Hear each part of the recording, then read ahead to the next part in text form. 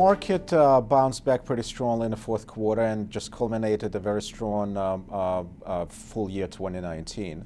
A couple of factors were in play during the quarter. First of all, we got very close to agreement, an eventual agreement in terms of trade, phase one of trade deal. And as a matter of fact, as we sit here today, there's expected to be a agreement signing on Wednesday this week. The Fed has been very accommodating, a third rate cut during the quarter and sort of plotting the dots going out. Status quo, so kind of policy of accommodation in the U.S. and if you look globally, it's kind of the same story. Earnings are coming in the third quarter came in, pretty robust. And if you look at the kind of broader economy, industrial economy has been sort of in a, I don't want to call it recession, but certainly has been struggling. It seems like we've stabilized, maybe at a lower level, but hopefully going forward, it's going to be a better growth. Market doesn't like uncertainty, so those factors, the trade deal, Brexit, and the Fed all sort of eliminated some factors that have been on the minds of investors, and we're off to the races. Healthcare has bounced back pretty strongly in the fourth quarter. If you look at the composition of our healthcare exposure, we've been overweight within the managed care companies like Anthem, UNH, CVS. In the first half of this year, when some of the candidates came out with Medicare for All proposals and the drug pricing regulation, there was a lot of volatility to the downside. And those stocks have sold off pretty hard, including MCOs such as Anthem, UNH, and so on.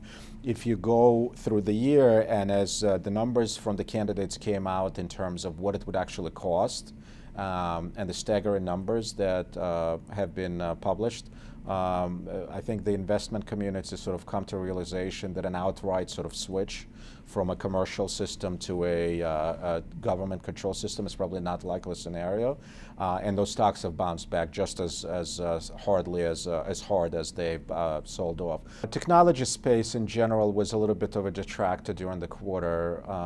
We are generally more conservatively positioned within technology, more focused on software, less focused on sort of cyclical names such as semiconductors or hardware. So that was sort of from a sector standpoint. From the stock standpoint, Motorola Solutions, which has been a long-term holding of ours, and it's been a terrific stock, longer term has had a little bit of a sell-off during the quarter. If you look at the absolute level of valuations, market is trading at just under 19 times earnings, which is not necessarily cheap by historical standards. We're sort of one standard deviation above the average going back to sort of mid-80s. If you look at the free cash flow yield for the market, it's right around, maybe slightly above that sort of average. If you look at where the rates are, so the Fed fund rates are at 175 and the 10 years at 185, I believe, this morning. If you look at the investment grade spreads that are close to historic low, if you look at the broader economy, things are not necessarily, with those factors in the mix, things are not necessarily out of whack. They're certainly not screaming buys, but they're not necessarily in the bubble territory, as I would say. So as a value buyer, and a long-term investor with low turnover portfolio, we don't need to have 15 or 20 ideas every year. We look for opportunities when they present themselves. We're perfectly fine to miss a pitch if it doesn't look good.